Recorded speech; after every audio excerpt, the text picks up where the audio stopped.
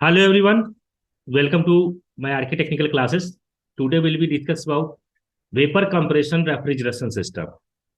आज मैं डिस्कस करूंगा वेपर कंप्रेशन रेफ्रिजरेशन सिस्टम क्या होता है और ये कैसे वर्क करता है, इसके एडवांटेज क्या है और इसका एप्लीकेशन क्या है। तो स्टूडेंट्स, ये बहुत ही इंपॉर्टेंट वीडियो होने वाली है, तो आप इस वीडियो में लास्ट तक बने रहें। चलिए हम लोग स्टार्ट करते हैं। सबसे पहले हम लोग ये समझते हैं कि रेफ्रिजरेशन क्या होता है। रेफ्रिजरेशन लो टेम्परेचर पे वर्क करता है। Refrigeration is defined as the maintenance of a system at a temperature lower than that of its surrounding by continuous removal of heat from it. The term refrigeration may be defined as the process of removing heat from a substance under the controlled condition. Mechanical refrigeration is a process of lowering the temperature of a substance less than that of its surroundings. The capacity of refrigeration is expressed in ton. A ton of refrigeration is expressed in design as the rate of heat removal from the surrounding equivalent to the heat required for melting 1 ton of ice in a day. इसका हम लोग application कहाँ पे use करते हैं? Removal of heat in chemical reaction. हम लोग medical lines में भी इसको यूज करते हैं। लिक्विफाई प्रोसेस गैसेस के अंदर separation of vapour by distillation, freeze drying के अंदर। तो ये हमारा क्या है? एप्लीकेशन है। हम बात करते हैं यूनिट ऑफ रेफ्रिजरेशन। तो जनरली प्रैक्टिकल जो यूनिट होता है रेफ्रिजरेशन का, उसको हम लोग रिप्रेजेंट करते हैं टन ऑफ रेफ्रिजरेशन। और 1 ton of refrigeration is defined as the amount of cooling effect generated by continuous melting of 1000 kg of ice. That means 1 ton at 0 degree centigrade in 24 hours. या इसको आप बोल सकते हैं कि 1 TR जो होता है मैथमेटिकली 1000 into 330 है ना, 35 kg पर इन 24 आवर। या प्रैक्टिकल 1 TR जो होता है 3.5 किलोवाट की इक्विवेलेंट होता है। There are 3 types of refrigeration system. Vapour compression refrigeration system, इसी को शॉर्ट में बोलते हैं VCRS। दूसरा होता है vapour absorption refrigeration system, VARS इसको बोलते हैं शॉर्ट में।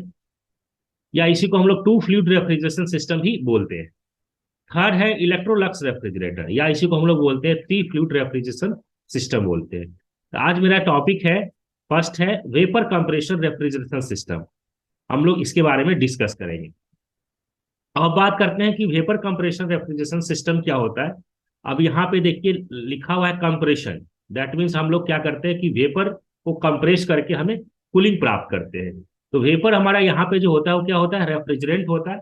और रेफ्रिजरेंट हम लोग इसके अंदर हम अमोनिया भी ले सकते हैं, फ्लोन होता है, कार्बन डाइऑक्साइड होता है, सल्फर डाइऑक्साइड होता है, ये हम लोग रेफ्रिजरेंट है। तो vapour compression refrigeration system is an important refrigeration system in which refrigerant is use.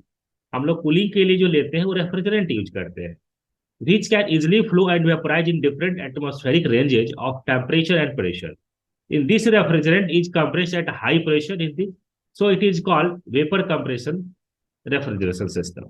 Ammonia, furan, carbon dioxide and sulfur dioxide are used as refrigerant. अब हम बात करते हैं कि ये हमारा जो लेआउट बना हुआ है, ये है वेपर कंप्रेशन रेफ्रिजरेशन सिस्टम का। अब हम लोग सबसे पहले इसमें देखें कि इसमें कंपोनेंट्स कौन कौन से लगे हुए हैं। कंपोनेंट्स हमारा क्या है? कंप्रेशर है, कंडेंसर है, एक्सपेंशन वाल्व है और इवोपरेटर है। ये 4 कंपोनेंट्स होते हैं। और ये हम लोग जो घर में जो रेफ्रिजरेटर यूज करते हैं, जिसको फ्रिज बोलते हैं, ये VCRS पे ही काम करता है, वेपर कंप्रेशन रेफ्रिजरेशन सिस्टम पे। तो अभी हम लोग जो बात करते हैं कि ये कैसे काम कैसे करता है। ठीक है, अब यहाँ पे आप देखें कि 1 से 2 जो हमारा प्रोसेस हो रहा है, यहाँ से हम लोग देखते हैं कि कंप्रेशर लगा हुआ है। ठीक है, ये पिस्टन है। और कंप्रेसर में हमारा क्या होता है कि जो रेफ्रिजरेंट होता है, ठीक है, तो रेफ्रिजरेंट का टेम्परेचर और हमारा यहाँ प्रेशर भी क्या होगा? कम होता है। लो प्रेशर लो टेम्परेचर को हम बोल सकते हैं। अब ये क्या करता है? कंप्रेसर क्या करता है? उसको वो हाँ कंप्रेस करता है। कंप्रेस होने से क्या होता है कि इसका प्रेशर राइज हो जाता है। ठीक है, और टेम्परेचर भी इंक्रीज होता है। मतलब हाई, यहाँ से जब हमारा जो रेफ्रिजरेंट निकलेगा, तो यहाँ से क्या हो जाएगा? High pressure high temperature. और ये हाई प्रेशर हाई टेम्परेचर जो हमारा किसके फॉर्म में है? वेपर के फॉर्म में है, जो हमारा रेफ्रिजरेंट है। अब हम बात करते हैं कि हमारा यहाँ से जो निकलेगा वो सुपर हीटेड वेपर के फॉर्म में निकलेगा। इसका टेम्परेचर क्या हो गया, इंक्रीज हो गया। कंप्रेसर ने क्या किया, इसके प्रेशर को और टेम्परेचर को इंक्रीज कर दिया। अब हाई प्रेशर हाई टेम्परेचर, जो हमारा अमोनिया जो रेफ्रिजरेंट है वो कहाँ पे जा रहा है, ये जा रहा है कंडेंसर में। कंडेंसर जनरली हम लोग उसको आउटडोर रीजन में लगाते हैं, हम लोग एसी में भी जो यूज करते हैं, ठीक है, एयर कंडीशनिंग के अंदर, उसमें भी ऐसा ही काम करता है। तो ये हम लोग जनरली कंडेंसर आउटडोर रीजन में लगाते हैं, और इवापोरेटर हम लोग वहां पे लगाते हैं जहाँ पे हमें कूलिंग चाहिए, जहाँ पे हमें कूलिंग प्रोवाइड करनी होती है। कंडेंसर क्या कर रहा है कि इसके टेम्परेचर को कम करेगा। जब टेम्परेचर को कम करेगा तो ये क्या करेगा, धीरे धीरे टेम्परेचर जब कम होगा तो इसका रीजन जो है, फेज जो है, वो चेंज हो जाएगा। ठीक है, टेम्परेचर कम होगा, प्रेशर मेंटेन रखता है ना, हाई प्रेशर लो टेम्परेचर, जब टेम्परेचर कम होगा तो ये क्या होगा, इसका रीजन चेंज हो जाएगा। जो वेपर जो हमारा था रेफ्रिजरेंट, वो किस में चेंज हो जाएगा, लिक्विड रीजन में चेंज हो जाएगा। तो यहां से जो हमारा निकलेगा, ठीक है, वो किस में आ जाएगा, सैचुरेटेड लिक्विड में आएगा। और कंडेंसर ने क्या किया कि जो हमारा जो रेफ्रिजरेंट था उस रेफ्रिजरेंट के टेम्परेचर को कम कर दिया, जिससे कि हमारा फेज यहाँ पे चेंज हो गया। अब क्या हो रहा है कि जो सैचुरेटेड लिक्विड है वो कहाँ पे आ गया, एक्सपेंशन वाल्व में। एक्सपेंशन वाल्व क्या कर रहा है कि उसके टेम्परेचर को, प्रेशर को ड्रॉप कर रहा है, प्रेशर को ड्रॉप करेगा, और टेम्परेचर भी कम करता है। उस कंडीशन में यहाँ पे क्या होता है कि अगर इसको हम कह सकते हैं कि यहाँ से एक्सपेंशन वाल्व से जो हमारा जो आएगा वो, इसका लिक्विड रीजन में तो चेंज हो चुका है हमारा रेफ्रिजरेंट जो है। अब ये इसको और ठंडा कर देता है, टेम्परेचर जब कम होगा तो ये हम इसको बोलते हैं कि ये चिल्ड लिक्विड में ही कन्वर्ट हो जाता है। यहाँ से जो आएगा वो किस में आएगा, चिल लिक्विड में आएगा। लेकिन होता क्या है प्रैक्टिकली कि कुछ ना कुछ यहाँ पे कुछ अमोनिया वेपर भी इसके साथ में आ जाते हैं। तो यहाँ से क्या होता है कि सैचुरेटेड जो लिक्विड है प्लस हमारा वेपर फॉर्म में भी कुछ रहता है। ठीक है, प्रैक्टिकली। अब ये क्या हो रहा है कि जो सैचुरेटेड लिक्विड और वेपर जो फॉर्म में है रेफ्रिजरेंट का, वो जाता है कहाँ पे, इवोपरेटर के अंदर। ठीक है, और यहाँ पे फैन लगा हो रहता है। इवोपरेटर क्या करता है कि उस रीजन में लगाते हैं जहां पे हमें ठंडा प्रोवाइड करनी होती है। तो अब ये क्या करता है कि ये क्या करेगा कि धीरे धीरे रूम का है ना, रूम में जैसे है तो रूम से अपना क्या करेगा, टेम्परेचर को ये खींचेगा, एब्जॉर्ब करेगा, और फिर ये इसके अंदर जो हमारा जो इसके अंदर जो चिल्ड लिक्विड आया है वो फिर है ना उसके थ्रू पास करके फिर ये ठंडा करके ये भेजता है। तो ये प्रोसेस ऐसा चलता रहता है। और ये धीरे धीरे क्या होगा, ये इसके टेम्परेचर, मतलब जो हमारा जो लिक्विड जो था रेफ्रिजरेंट, वो लिक्विड रेफ्रिजरेंट को फिर ये हीट होकर के, ये गर्म होकर के ये वेपोराइज हो जाएगा। क्योंकि हम अगर अमोनिया की बात करते हैं तो अमोनिया का जो बॉइलिंग पॉइंट होता है वो -33.34 डिग्री होता है सेंटीग्रेड। तो बहुत कम टेम्परेचर पे ही वो बॉयल हो जाता है। तो इवापोरेटर क्या कर रहा है कि उसके टेम्परेचर को वेपोराइज कर रहा है, जो लिक्विड रीजन में था वो वेपर रीजन में ये कन्वर्ट करता है। मतलब हमने क्या देखा, कंडेंसर ने फेज चेंज कर दिया, जो हमारा टेम्परेचर को कम करके जो हमारा वेपर जो रीजन में था उसको लिक्विड रीजन में चेंज कर दिया। यहाँ इवापोरेटर क्या कर रहा है कि जो हमारा जो चिल लिक्विड इसके अंदर जो एंटर किए थे, यहाँ पे कूल प्रोवाइड किया और फिर धीरे धीरे ये वेपराइज कर दिया। तो ये हमारा यहाँ से जो निकलेगा वो क्या निकलेगा, लो प्रेशर। और टेम्परेचर तो रहेगा, है ना, इसको बोल सकते हैं कि है ना, लेकिन टेम्परेचर कम ही होता है, लो प्रेशर लो टेम्परेचर होता है, तो लेकिन ये वेपर के फॉर्म में हो गया। अब ये लो प्रेशर लो टेम्परेचर जो हमारा जो रेफ्रिजरेंट है, जो वेपर रेफ्रिजरेंट है, या उसको सैचुरेटेड वेपर भी बोल सकते हैं आप, ये कहाँ जाएगा, फिर कंप्रेशर में जाएगा। फिर कंप्रेशर क्या करेगा, उसको जो हमारा प्रेशर जो कम था रेफ्रिजरेंट का, उसके प्रेशर को और टेम्परेचर को इंक्रीज कर देगा। ठीक है, तो ये फिर इस तरीके से साइकिल ये चलता रहता है। ये तो इसके अंदर मेनली हमने क्या देखा कि इसके अंदर चार कंपोनेंट्स हमने देखा कि एक हमारा कंप्रेशर होता है, कंडेंसर होता है, एक्सपेंशन वाल्व होता है, इवापोरेटर होता है। इसी के बारे में आगे हम देखते हैं कि इसके बारे में एक्सप्लेन किया हुआ है।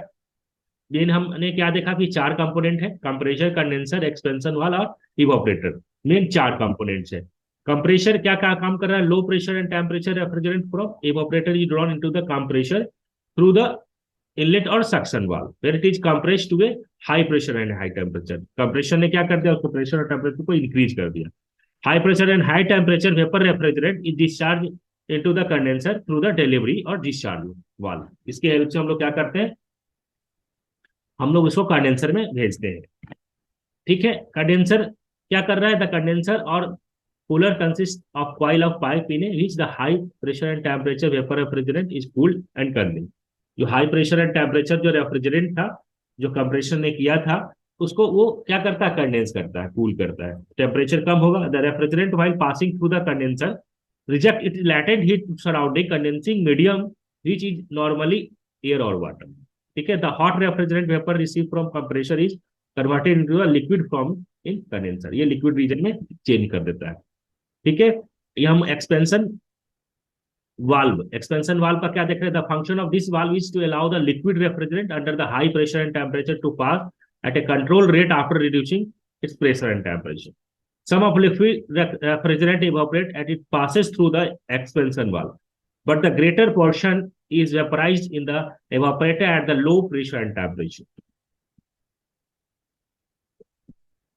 Evaporator consists of coil of pipe in which the liquid vapor refrigerant at low pressure and temperature is evaporated and changed into vapor refrigerant at the low pressure and temperature. उसको change क्या करता है, change करता है vapour refrigerant में, evaporator change कर देता है।